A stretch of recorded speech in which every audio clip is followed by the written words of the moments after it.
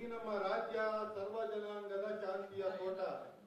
ಪ್ರತಿಯೊಂದು ಚುನಾವಣೆ ಬರೋಕ್ಕಿಂತ ಮುಂಚೆ ಹಲವಾರು ಮಾತುಗಳಾಗುತ್ತೆ, ಏನೇನೋ ಹೇಳ್ತಾರೆ ರಾಜಕಾರಣಿಗಳು.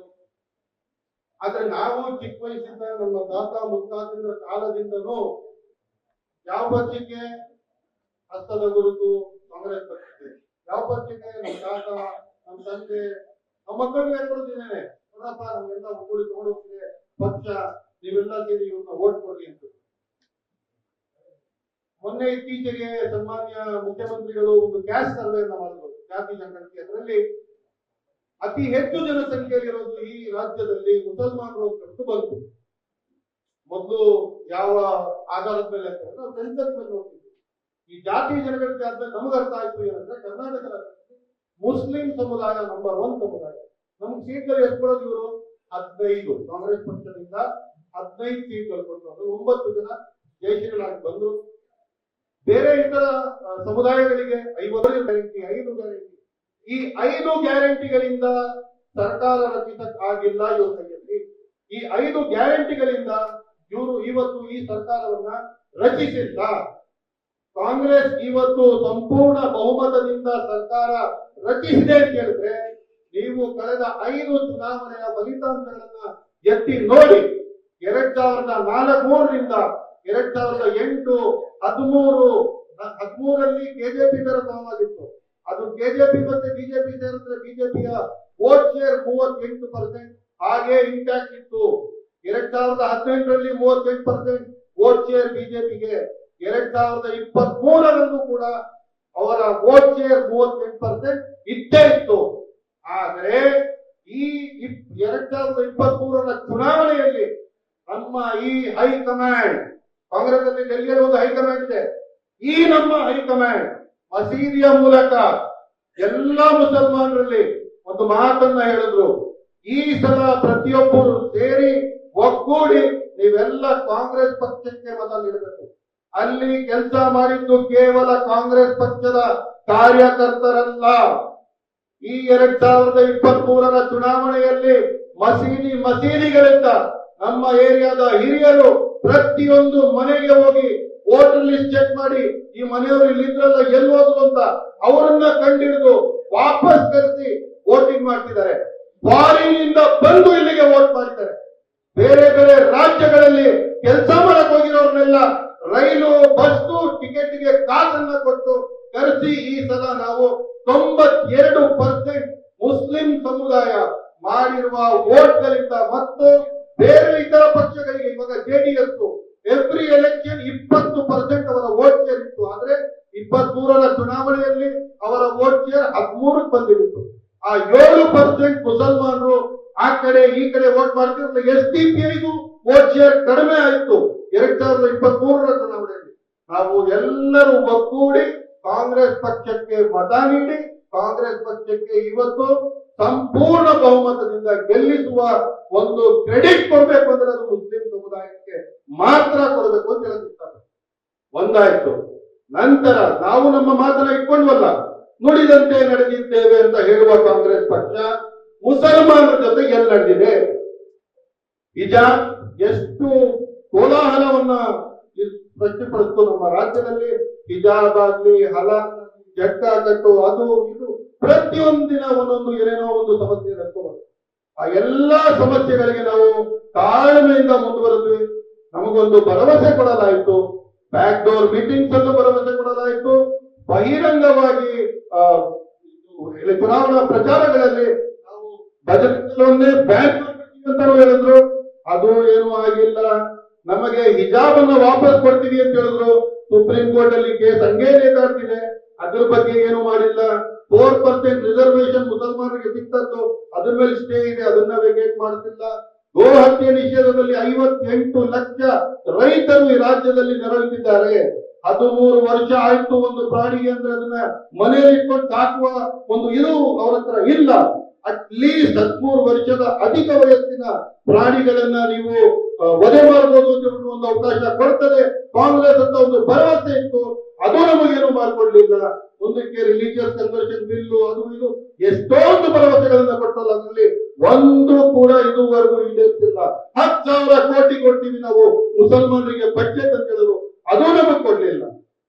ಇವತ್ತು ಈ ಎಲ್ಲ ಒಂದು ಮುಸಲ್ಮಾನರನ್ನ ಒಗ್ಗೂಡಿಸಲಿಕ್ಕೆ 2023ರಲ್ಲಿ ಎಲ್ಲಾ ನಾಯಕರು ಕಷ್ಟಪಟ್ಟು, ನಾನು ಯಾರು ಅವರು ಇವರು ಅಂತ ಸ್ಪಷ್ಟವಾಗಿ ಹೇಳಕ್ಕೆ ಇಷ್ಟಪಡಲ್ಲ. ಆದ್ರೆ ಬಿಜೆಪಿ ಜಮೀರ್ ಅಹಮದ್ ಖಾನ್ ಅವರು ಇದರ ನೇತೃತ್ವ ಅನ್ನ ವಹಿಸಿ ಅವರು ಈ ಉಲಮಾಗಳನ್ನ ಹೋಗಿ ಭೇಟಿ ಮಾಡಿ ಕ್ಲೋಸ್ ಡೋರ್ ಮೀಟಿಂಗ್ ಗಳನ್ನ ಮಾಡಿ ದಯವಿಟ್ಟು ಈ ಸಲ ನಮ್ಮ ಪಕ್ಷಕ್ಕೆ ಒಂದು ಅವಕಾಶ ಮಾಡಿಕೊಡಿ ಅಂತ ಇದ್ರ ಹಿಂದೆ ಮಾಡಿದ ಆರ್ಕಿಟೆಕ್ಟ್ ಯಾರು ಅಂತ ಹೇಳಿದ್ರೆ ನಸೀರ್ ಅಹಮದ್ ಸಾಹೇಬ್ರು. ಅವರು ಮುಂದೆ ಬರಲ್ಲ. ಅವ್ರು ಯಾವತ್ತಿಗೂ background behind the scene player. ಅವರು ಪ್ರತಿಯೊಂದು ಮುಸಲ್ಮಾನರ ಸಮಸ್ಯೆ ಏನೇ ಬರಲಿ ಎಲ್ಲದರಲ್ಲೂ ನಮಗೆ ಸಹಕಾರ ನೀಡಿರೋರು. ನಮ್ಮ ರಾಜ್ಯದ ಪ್ರತಿಯೊಬ್ಬ ಮುಸಲ್ಮಾನನ ಮನಸ್ಸಿನಲ್ಲಿ ಬಾಳ್ತಿರುವ ಈ ನಾಯಕರಿಗೆ ಇವತ್ತು ನೀವು ಶೋಕ ನೋಟಿಸ್ ಕೊಡದೆ, ಅದೇ ಶಾಮನೂರು ಶಿವಶಂಕರಪ್ಪನವರು 2024ರ ಲೋಕಸಭಾ ಚುನಾವಣೆಯಲ್ಲಿ ಅಲ್ಲಿ ಕೂತ್ಕೊಂಡು ಶಿವಮೊಗ್ಗದಲ್ಲಿ ನೀವು ಬಿಜೆಪಿಗೆ ಮತ ನೀಡಿ ಅಂತ ಬಹಿರಂಗವಾಗಿ ಹೇಳಲು ಒಂದು ಶೋಕಾಸ್ ನೋಟಿಸ್ ಕೂಡ ಅವರನ್ನ ಕೊಡ್ಲಿಲ್ಲ. ಆದ್ರೆ ಇಲ್ಲಿ ಮುಸಲ್ಮಾನರಿಗೆ ಶೋಕಾಸ್ ನೋಟಿಸು ಕೊಡದೆ ನೀವು ಉಚ್ಚಾಟನೆ ಮಾಡ್ತೀರಾ ಅಂದ್ರೆ ನಮ್ಮ ಸಮುದಾಯ ಕೇವಲ ನಮ್ಗೆ 15 ಸೀಟ್ಗಳು ಆಯ್ತು ಅಂತ ನಾವು ತಾಳ್ಮೆಯಿಂದ ಮುಂದುವರಿತಾ ಇದೀವಿ. ನಮ್ಗೋಸ್ಕರ ಅದ್ ಮಾಡ್ತೀವಿ ಇದ್ ಮಾಡ್ತೀವಿ ಏನೋ ಮಾಡಿಲ್ಲ, ತಿರ್ಗೋ ತಾಳ್ಮೆಯಿಂದ ನಡೀತಾ ಇದ್ದೀವಿ. ಇವತ್ತು ನಮ್ಮ ಮನಸ್ಸಲ್ಲಿರುವ ನಾಯಕರನ್ನ ನೀವು ತಗೊಂಡಿರುವ ಈ ಉಚ್ಚಾಟನೆಯ ಆದೇಶ ವಾಪಸ್ ತಗೋಬೇಕು ಅಂತ ಹೇಳ್ತೀನಿ ನಾನು. ಇದನ್ನ ಹಿಂಪಡಿಲೇಬೇಕು. ಅಕಸ್ಮಾತ್ ನೀವು ಇದನ್ನ ಮಾಡಿಲ್ಲ ಅಂತ ಹೇಳಿದ್ರೆ ಮುಂದಿನ ತಿಂಗಳು ಪ್ಯಾಲೇಸ್ ಗ್ರೌಂಡ್ ಅಲ್ಲಿ ನಮ್ಮ ಎಲ್ಲ ರಾಜ್ಯದ ಎಲ್ಲ ಉಲಮಾಗಳು ಸೇರಿ ಒಂದು ದೊಡ್ಡ ನಮ್ಮ ಕಾನ್ಫರೆನ್ಸ್ ಇದೆ, ಆಲ್ ಕರ್ನಾಟಕ ಉಲಮಾ ಕಾನ್ಫರೆನ್ಸ್. 3 ವರ್ಷಕ್ಕೊಂದ್ಸಲ ಒಂದೊಂದು ಜಿಲ್ಲೆಯಲ್ಲಿ ಮಾಡ್ತೀವಿ ನಾವು. ಎಲ್ಲರನ್ನ ಒಗ್ಗೂಡಿಸಿ ಅಲ್ಲಿ ತೀರ್ಮಾನ ತಗೋತೀವಿ ಅಂತ ಎಚ್ಚರಿಕೆ ನೀಡಕ್ಕೆ ಈ ಮಾಧ್ಯಮದ ಮೂಲಕ ಕಾಂಗ್ರೆಸ್ ಪಕ್ಷಕ್ಕೆ ಎಚ್ಚರಿಕೆಯನ್ನ ನೀಡ್ತಾ ಇದ್ದೀವಿ ನಾವು. ಮುನಗೋಲಲ್ಲಿ ಒಂದು ಚುನಾವಣೆ, ಉಪಚುನಾವಣೆ ಇದ್ದಕ್ಕಿದ್ದಂಗೆ ನಮ್ಮ MLA ಶ್ರೀವಲ್ಲಿ ಅವರು ತೀರೋಗ್ತಾರೆ. ಅಲ್ಲಿ ಎಲ್ಲಾ ನಾಯಕರು ಹೋಗ್ಬಿಟ್ಟು ಪ್ರಚಾರ ಮಾಡ್ತಾರೆ. ಆ ಚುನಾವಣೆಯಲ್ಲಿ 15 ಜನ ಅಲ್ಲಿ ಸ್ಪರ್ಧಿಸಿರ್ತಾರೆ, ನಾಮಿನೇಷನ್ ಹಾಕಿರ್ತಾರೆ. ಇದೇ ಸನ್ಮಾನ್ಯ ಬಿಜೆಪಿ ಜಮೀರ್ ಅಹಮದ್ ಖಾನ್ ಅವರು ಕುಂದಗೋಲ್ಗೆ ಹೋಗಿ ಅಲ್ಲಿ ಕುಸುಮಾ ಶಿವಲ್ಲಿ ಅವರು ಒಂದು ಕ್ಯಾಂಡಿಡೇಟ್ ಆಗಿರ್ತಾರೆ. 15 ಜನರನ್ನ ಬಸ್ಸಲ್ಲಿ ಕೂರಿಸ್ಕೊಂಡು ನಾಮಿನೇಷನ್ ಪತ್ರವನ್ನ ವಾಪಸ್ ತಗೋಬೇಕು ಅಂತ ಎಲ್ಲರ ನಾಮಿನೇಷನ್ ಅನ್ನ ವಾಪಸ್ ತಗೋತಾರೆ. ಕೇವಲ 2,000 ಮತಗಳಿಂದ ಕುಸುಮಾ ಶಿವಲ್ಲಿ ಅವರು ಆ ಎಲೆಕ್ಷನ್ ಅನ್ನ ಗೆಲ್ತಾರೆ. ಇದೆಲ್ಲ ನಿಮಗೆ ಕಾಣಿಸ್ತಾ ಇಲ್ವಾ? ಜಮೀರ್ ಅವ್ರು ಏನೇನ್ ಮಾಡಿದ್ದಾರೆ, ನಜೀರ್ ಅವ್ರು ಏನೇನ್ ಮಾಡಿದ್ದಾರೆ, ಜಬ್ಬಾರ್ ಅವ್ರು ಏನೇನ್ ಕೊಡುಗೆ ಕೊಟ್ಟಿದ್ದಾರೆ, ಇಲ್ಲ ನಿಮಗ್ ಗೊತ್ತಿಲ್ವಾ? ಇವತ್ತು ಹೇಳ್ದೆ ಕೇಳಿದ್ರೆ ನೀವು ಡೈರೆಕ್ಟ್ ಆಗಿ ಉಚ್ಚಾಟನೆ ಮಾಡ್ಬಿಡ್ತೀರಾ ಅಂದ್ರೆ ನಾವು ಸುಮ್ಮನೆ ಕೂತಿರ್ಬೇಕಾ? ಇದು ಕೇವಲ ಸುದ್ದಿಗೋಷ್ಠಿಯಷ್ಟೇ. ಈ 2 ನಾಯಕರನ್ನ ಹಿಂಪಡಿಬೇಕು, ಅವ್ರ ಮೇಲೆ ಆದೇಶ ಆಗಿರೋದನ್ನ. ಮುಂದೆ ಯಾವ್ದಾದ್ರು ಒಂದು ನಾಯಕನ ಮೇಲೆ ಏನಾದ್ರೂ ಆಕ್ಷನ್ ಆದ್ರೆ ನಾವು ರೋಡ್ಗಿಳಿತೀವಿ, ಪ್ರತಿಭಟನೆ ಮಾಡ್ತೀವಿ. ಮುಂದೆ ಕಾಂಗ್ರೆಸ್ ಪಕ್ಷಕ್ಕೆ ಟ್ರಿಪಲ್ ತಲಾಕ್ ಅನ್ನ ಕೊಡ್ತೀವಿ. ತಲಾಕ್ ತಲಾಕ್ ತಲಾಕ್ ಇದು ಬಹಿರಂಗವಾಗಿ ಹೇಳ್ತಾ ಇದ್ದೀವಿ. ಕೇವಲ ಮಾತಲ್ಲ, ಇದನ್ನ ಮಾಡಿ ತೋರಿಸ್ತೀವಿ. ಯಾವ ತರ 135 ಸೀಟು ಕೊಟ್ಟು ನಿಮ್ಗೆ ಸಂಪೂರ್ಣ ಬಹುಮತದಿಂದ ನಾವು ಗೆಲ್ತಿದ್ದೀವೋ ಅದೇ ತರ ನಿಮ್ಮನ್ನ ಸೋಲ್ಸಕ್ಕೂ ನಾವು ಸಿದ್ಧ. ನೀವು ಈ ದಿಗ್ಭ್ರಮೆ ಇರಬಾರ್ದು. ಏನಂದ್ರೆ ನಿಮ್ಮಲ್ಲಿ ಆಪ್ಷನ್ ಏನಿದೆ, ಏನ್ ಬಿಜೆಪಿ ಕೊಟ್ಬಿಡ್ತೀರಾ, JDS ಹೋಗ್ಬಿಡ್ತೀರಾ, ಅದು ಅವರು ನಮ್ ಜೊತೆ ಬಿಜೆಪಿ ಅವ್ರ ಜೊತೆ ಇದ್ದಾರೆ, ಮತ್ತೆ ಇನ್ನೇನ್ ಮಾಡ್ತೀರಾ ನಿಮ್ಮ ಮತಗಳನ್ನ ಅಂತ. ಡೆಲ್ಲಿಯಲ್ಲಿ ಅಣ್ಣಾ ಹಜಾರೆ ಅವರ ಮೂವ್ಮೆಂಟ್ ನಡೆದು ಒಂದು ಹೊಸ ಪಕ್ಷ ಕಟ್ಟಿ ಅರವಿಂದ್ ಕೇಜ್ರಿವಾಲ್ ಚೀಫ್ ಮಿನಿಸ್ಟರ್ ಆಗಕ್ಕೆ ಕೇವಲ 9 ತಿಂಗಳಾಗಿತ್ತು. ನಮ್ಮ ಕೈಯಲ್ಲಿ 2 ವರ್ಷ ಇದೆ ಅಂತ ಹೇಳಕ್ ಇಷ್ಟಪಡ್ತೀನಿ. ಇನ್ನ ಅತಿ ಹೆಚ್ಚು ಮಾತುಗಳಿವೆ. SS ಮಲ್ಲಿಕಾರ್ಜುನ್ ಅವರು ಹೇಳಿದ್ರು, ಒಂದು ಚಾ ಕುಡಿದ್ರೆ ಅದರ ಋಣ ಇಟ್ಕೋಬೇಕು ಅಂತ ಹೇಳ್ಬಿಟ್ಟು. ಮಲ್ಲಿಕಾರ್ಜುನ್ ಅವರೇ, ಶಾಸಕರೇ, ಸಚಿವರೇ, ನಿಮ್ಮಲ್ಲಿ ನಾನು ಒಂದು ಮಾತನ್ನ ಕೇಳ್ತೀನಿ. 45 ವರ್ಷಗಳಿಂದ ನಿಮ್ಮ ಕುಟುಂಬಕ್ಕೆ 45 ವರ್ಷಗಳಿಂದ ಇದೇ ಮುಸ್ಲಿಂ ಸಮುದಾಯ ಒಂದ್ ಸೈಡ್ ವೋಟಿಂಗ್ ಮಾಡಿ ನಿಮ್ಮನ್ನ ಗೆಲ್ಸುತ್ತಲ್ಲ, ಅದರ ಋಣನ ತೀರ್ಸಿದ್ ನಿಮ್ಮ ಮಗನ ನಿಲ್ಲಿಸ್ಬಿಟ್ಟು ತಂದೆಯವರು MLA ಆಗಿದ್ದಾರೆ, ತಾವು ಸಚಿವರಾಗಿದ್ದೀರಿ, ತಮ್ಮ ಮನೆಯವರು ಸಂಸದರಾಗಿದ್ದಾರೆ. ಸಾಲ ನಿಮ್ ಕುಟುಂಬಕ್ಕೆ ಸಮರ್ಥನ ತಗೊಂಡ್ಬಂದು ನೀವು ನಿಲ್ಲಿಸಬೇಕಾಗಿತ್ತ? ಈ ಸಲ ನೀವು ದೊಡ್ಡ ಮನ್ಸು ಮಾಡಿ ನಡೀರಿ, ಒಂದು 20 ಜನರಿಗೆ ಒಂದು ಸೀಟ್ ಕೊಡೋಣ ಅಂತ ನೀವ್ ಹೇಳಕ್ಕಾಗಿಲ್ವಾ? ಅದೇ ಸಮರ್ಥ ಈ ಎಲೆಕ್ಷನ್ ಕ್ಯಾಂಡಿಡೇಟ್ ಇವತ್ತು ಪಾರ್ಟಿಯಲ್ಲಿ ಡಿಸಿಪ್ಲಿನ್, ಹೈಕಮಾಂಡ್ ಯಾಕೆ ಹೈಕಮಾಂಡ್ ಇವ್ರ ಮೇಲೆ ಆಕ್ಷನ್ ತಗೊಳ್ಳಲ್ವಾ? ನಾಮಿನೇಷನ್ ಹೋಗ್ಬಿಟ್ಟು ಇವ್ರು 2 ದಿನ ಮುಂಚೆ ಅಲ್ಲಿ ಹೋಗ್ಬಿಟ್ಟು ನಾಮಿನೇಷನ್ ಸಲ್ಲಿಸ್ತಾರಲ್ಲ, ಅದು ಆಂಟಿ ಪಾರ್ಟಿ ಆಕ್ಟಿವಿಟಿ ಆಗಲ್ವಾ? ಈ ತರ ಎಷ್ಟಂತ ಹೇಳಿ ನಾನು ನಾಯಕರು ನಿಂತ್ಕೊಂಡು ಅಸೆಂಬ್ಲಿಯಲ್ಲಿ ಏನೇನು ಹಾಡಾಡಿದ್ರು, ತಿರ್ಗಾ ನೋಡಿದ್ರೆ ಬ್ರದರ್ಸ್ ಅಂತಾರೆ. ಈ ಡಬಲ್ ಸ್ಟ್ಯಾಂಡರ್ಡ್ ನೋಡ್ಕೊಂಡು ನಾವು ತುಂಗಾಗಿರುವ ಇದೆಲ್ಲ ಇವತ್ತು ಒಂದು ಮಿತಿ ಮೀರಿದೆ ಅಂತ ಹೇಳ್ಬಿಟ್ಟು ಈ ರಾಜ್ಯದಿಂದ ಎಲ್ಲ ನಮ್ಮ ಧರ್ಮಗುರುಗಳನ್ನ ಕರೆಸಿ ಇಲ್ಲಿ ಸ್ಟೇಜ್ ಮೇಲೆ ಕೂತ್ಕೊಳ್ಳೋಕೆ ಇಷ್ಟೇ ಅವಕಾಶ. ಕ್ಯಾಮ್ರಾ ಹಿಂದೆ ಪ್ಯಾನ್ ಮಾಡಿ ನೋಡಿ, 200 ಜನ ಪ್ರತಿಯೊಂದು ಜಿಲ್ಲೆ, ಬಾಗಲಕೋಟೆಯಿಂದ, ದಾವಣಗೆರೆಯಿಂದ, ಬೆಳಗಾವಿಯಿಂದ, ಹುಬ್ಳಿಯಿಂದ, ಮಂಗಳೂರಿಂದ, ಹುಣಸೂರು, ಮೈಸೂರು, ಮಂಡ್ಯ, ಚಾಮರಾಜನಗರ ಎಲ್ಲಾ ಜಿಲ್ಲೆಗಳಿಂದ ಇವತ್ತು ಇಲ್ಲಿ ಒಂದು ಈ ನಮ್ಮ ಸುದ್ದಿಗೋಷ್ಠಿಯಲ್ಲಿ ಪಾಲ್ಗೊಳ್ಳಲಿಕ್ಕೆ ಎಲ್ಲರೂ ಬಂದಿದ್ದಾರೆ. ಇದು ಕೇವಲ ಒಂದು ಟ್ರೇಲರ್, ಮುಂದೆ ಬಾಕಿ ಇರುತ್ತೆ. ಅಕಸ್ಮಾತ್ ಈ ಉಚ್ಚಾಟನೆಯ ಆದೇಶವನ್ನು ನೀವು ಹಿಂಪಡಿಲಿಲ್ಲ, ಮುಂದೆ ಯಾವುದಾದ್ರೂ ನಮ್ಮ ನಾಯಕರ ಮೇಲೆ ನೀವು ಆಕ್ಷನ್ ತಗೊಂಡ್ರೆ ಇದು ನಡೀತದೆ. ಕೆಪಿಸಿಸಿ ಆಫೀಸ್ ಒಳಗಡೆಯಿಂದ ಮೈನಾರಿಟಿ ಮೀಟಿಂಗ್ ಅಂತ ನಡೀತದೆ. ಮೈನಾರಿಟಿ ಮಿನಿಸ್ಟರ್ಗೆ ಗೊತ್ತಾದು, ಮೈನಾರಿಟಿ ಮಿನಿಸ್ಟರ್ ವಿರುದ್ಧ ಮೈನಾರಿಟಿ ಮೀಟಿಂಗ್ ಕೆಪಿಸಿಸಿ ಆಫೀಸ್ ಅಲ್ಲಿ ಮಾಡ್ತಿದ್ದೀರಾ. ಅದು ಯಾರ ಕುಮ್ಮಕ್ಕೋಸ್ಕರ ಮಾಡ್ತಿದ್ದೀರಾ? ಅದೇನಿದೆಯೋ ನಿಮ್ದು ಒಳಜಗಳ, ಅದನ್ನ ಒಳಗಡೆ ಇಟ್ಕೊಂಡು ನೀವು ಮುಸ್ಲಿಂ ಸಮುದಾಯವನ್ನ ಟಾರ್ಗೆಟ್ ಮಾಡಿ ನಮ್ಮ ಸಮುದಾಯದ ಒಗ್ಗಟ್ಟನ್ನ ಒಡೆಯೋ ಪ್ರಯತ್ನ ದಯವಿಟ್ಟು ಪಡಬೇಡಿ ಅಂತ ಹೇಳುತ್ತಾ, ಇನ್ನಷ್ಟು ಮಾತಿದೆ ಆದ್ರೆ ಈ ಸುದ್ದಿಗೋಷ್ಠಿಯಲ್ಲಿ ಮಾತನ್ನ ಹೇಳಿದ್ದೀನಿ. ಪ್ರಶ್ನೆ ಇದೆ, ಕೇಳಿ.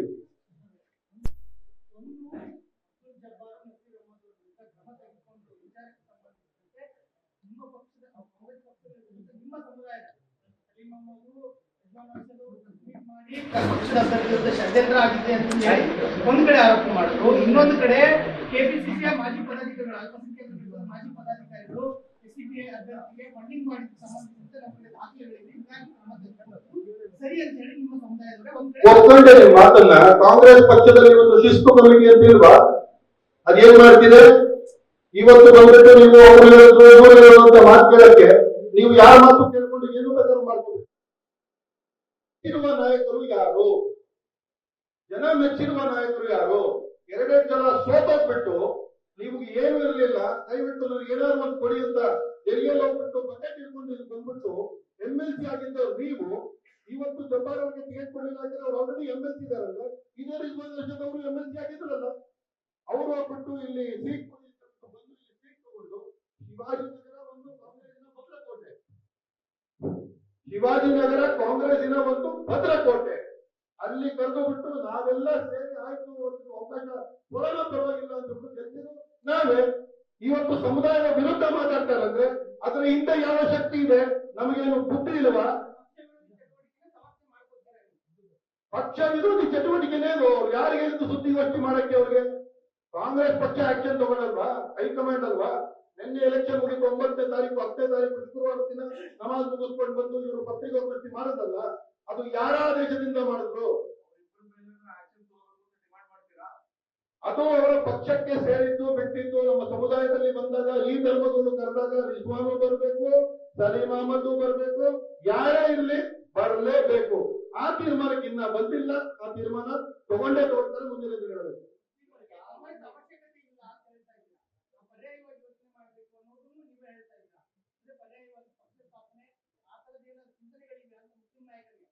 ಸಮಯ ಸಂದರ್ಭ ಬಂದಾಗ ನಾವು ಏನು ಮಾಡಬೇಕು ಅನ್ನೋದನ್ನ ಒಂದು ಇದೇ ನಮ್ಮ ಧರ್ಮಗುರುಗಳ ಒಂದು ಕೌನ್ಸಿಲ್ ಇವರು ಒಂದು ತೀರ್ಮಾನ ತಗೊಳ್ಳಿ.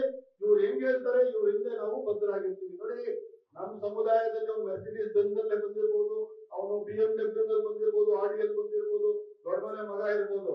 ಹಜರತ್ ಅಲ್ಲಾಹು ಅಕ್ಬರ್ ಅಂತ ಹೇಳಿದ್ರೆ ಎಲ್ಲರೂ ಅವರಿಂದ ತಲೆ ಬಾಗಲೇಬೇಕು. ಅಲ್ಲಾ ದೇವರ ಮುಂದೆ ತಲೆ ಬಾಗೋದು ಆದೇಶ ಇವ್ರದ್ದು.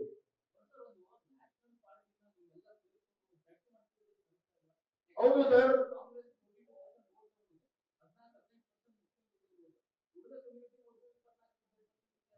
ಇಡೀ ದೇಶದಲ್ಲಿ ಕೇವಲ 3 ರಾಜ್ಯಗಳಲ್ಲಿರೋದು ಕಾಂಗ್ರೆಸ್ ಪಕ್ಷ. ತೆಲಂಗಾಣ, ಹಿಮಾಚಲ ಪ್ರದೇಶ ಮತ್ತು ಕರ್ನಾಟಕ. ಇವರ ಸಂಪ್ರದಾಯಗಳು ಇವರು ಚೇಂಜ್ ಮಾಡ್ಕೊಂಡಿಲ್ಲ ಅಂದ್ರೆ ಈ 3 ಕ್ಷೇತ್ರಗಳು, ಈ 3 ರಾಜ್ಯಗಳನ್ನು ಕಲ್ಕೊಳ್ತಾರೆ ಅಂತ ಹೇಳಕ್ ಇಷ್ಟಪಡ್ತೀನಿ. ಇವತ್ತು ಯಾಕೆ ಅಲ್ಲಿಂದೆಲ್ಲ ಮುಗಿಸ್ಕೊಂಡು ಇಲ್ಲಿ ಬಂದಿರೋದು? ನಾವೆಲ್ಲ ಸೇರಿ ತಾನೇ ಇವ್ರಿಗೆ ಓಟ್ ಕೊಟ್ಟಿದ್ದು ಲಾಸ್ಟ್ ಟೈಮು. ಅದ್ ಯಾಕೆ ಕೊಟ್ಟಿದ್ದು? ನೀವೊಂದು ಮಾತನ್ನ ಕೊಟ್ಟಿರ್ತೀರ, ಮಾತನ್ನ ಇಟ್ಕೊಂಡ್ರ. ಆ ಮಾತನ್ನ ಇಟ್ಕೊಂಡು 3 ವರ್ಷ ಆಯ್ತು ಇದುವರೆಗೂ ನಾವ್ ಯಾವತ್ತಾದ್ರೂ ಮಾತೆತ್ತಿದ್ವಾ? ನಾವು ಕಾಯ್ತಾ ಇದ್ದೀವಿ, ಇನ್ನೂ 2 ವರ್ಷ ಇದೆ, ಎಲ್ಲ ಬರ್ಬೋದು, ಮಾಡೋಣ. ಆದ್ರೆ ನೀವು ಡೈರೆಕ್ಟ್ ಆಗಿ ನಾನು ಕೇಳ್ತಿರೋದ್ರ ತಪ್ಪಿದ್ರೆ ನೀವು ಹೇಳಿ. ಕೇವಲ 15 ಸೀಟು, ಅತಿ ಹೆಚ್ಚು ಜನಸಂಖ್ಯೆಯ ಸಮುದಾಯಗಳು ಮುಸಲ್ಮಾನ್ ಸಮುದಾಯ, 15 ಸೀಟ್ ಮಾತ್ರ ಆಯ್ತು, ಒಪ್ಕೊಂಡ್ರಿ. ಅದ್ರಲ್ಲೂ ಬೇರೆ ಕಡೆ ಎಲ್ಲ ನಾವು ನಿಮ್ಗೆ ಓಟ್ ಕೊಟ್ಟು ಎಲ್ಲ ಸಮುದಾಯಗಳು ಗೆಲ್ಸ್ತೀವಿ ನಾವು. ಇವತ್ತು ದಿನೇಶ್ ಗುಂಡ್ರವರು 132 ಸೀಟ್ಗಳಿಂದ ಅವರು ವೋಟ್ಗಳಿಂದ ವಿನ್ ಆಗಿರೋದು. ಅಲ್ಲೇ ಮುಸಲ್ಮಾನರ ಅಕಸ್ಮಾತ್ ಜಾಸ್ತಿ ಜನಸಂಖ್ಯೆಯಲ್ಲಿ ವೋಟ್ ಮಾಡ್ತಿರ್ಲಿಲ್ಲ ಅಂತ ಹೇಳಿದ್ರೆ ಇವತ್ತು ಅವರು ಸೋತಿದ್ದೀರ. ಇದೇ ತರ ಎಷ್ಟು ಹೇಳಿ ನಿಮ್ಗೆ 12 ಸೀಟು 2000 ವೋಟ್ ಮಾರ್ಜಿನ್ಗಿಂತ ಕಡಿಮೆಯಿಂದ ಇವರು ಗೆದ್ದಿರೋದು. 40 ಸೀಟು 5000 ಮಾರ್ಜಿನ್ ಒಳಗಡೆ ಹೆಚ್ಚು ಬರೋದು. ಸರ್, ನೀವು ಹೇಳೋ ಪ್ರಕಾರ ಮುಸ್ಲಿಮರು ಎಲ್ಲರೂ ಕೂಡ ಕಾಂಗ್ರೆಸ್ಗೆ ಹಾಕ್ತಾರೆ, ಬೇರೆ ಯಾವ ಪಕ್ಷಕ್ಕೂ ವೋಟ್ ಹಾಕ್ತಲ್ಲ ಅಂತ. 2023ರ ಚುನಾವಣೆಯ ಫಲಿತಾಂಶ ಎತ್ತಿ ಬೂತ್ ಲೆವೆಲ್ ವೋಟಿಂಗ್ ಪ್ಯಾಟರ್ನ್ ಅನ್ನ ನೋಡಿ ಮುಸ್ಲಿಂ ಡಾಮಿನೇಟೆಡ್ ಏರಿಯಾ ವೋಟ್ ಎತ್ತಿ ಅದರಿಂದ ಮುಸ್ಲಿಂ ಡಾಮಿನೇಟೆಡ್ ಬೂತ್ ಗಳಲ್ಲಿ ಎಷ್ಟು % ಬದಲಾವಣೆ ಆಯ್ತು ಅಂತ ಹೇಳ್ಬಿಟ್ಟು ಆ ಮೀಡಿಯಾದಲ್ಲಿ ಬಂದಿದ್ದು.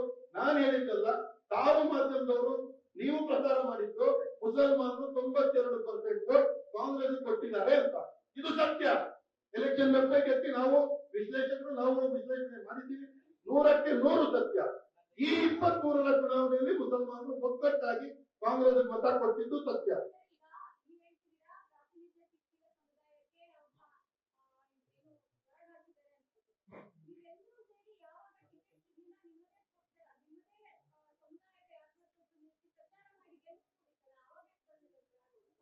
ಅದೇ ಹೇಳ್ತಿದ್ದಲ್ಲ, ತಪ್ಪಿಂದಲೇ ನಾವೆಲ್ಲ ತಿದ್ದುಪಡಿ ಮಾಡ್ಕೊಳ್ಳಕ್ಕೆ ಸಾಧ್ಯ ಆಗೋದು. ತಪ್ಪುಗಳಾಗಿದೆ, ಹಿಂದೆ ಆಗಿಲ್ಲ ಅಂತ ಹೇಳ್ತಾ ಇಲ್ಲ. ಮುಂದಕ್ಕೆ ಏನ್ ಮಾಡ್ಬೇಕು, ನಮ್ಮ ನಡೆ ಏನಿರುತ್ತೆ ಅಂತ ನೋಡೋಣ. ಕಾದ್ಬಿಟ್ಟು ಪಕ್ಷದಿಂದ ಸಹಕಾರ ಸಿಕ್ಕಿದ್ರೆ ಸರಿ, ಇಲ್ಲ ಅಂದ್ರೆ ನಮ್ಮ ಹತ್ರ ಆಪ್ಷನ್ ಇಲ್ಲ ಅಂತ ತಿಳ್ಕೊಂಡು ಅದು ಕಾಂಗ್ರೆಸ್ ಪಕ್ಷದ ದಿಗ್ಭ್ರಮೆ ಅಂತ ಹೇಳ್ತಾರೆ.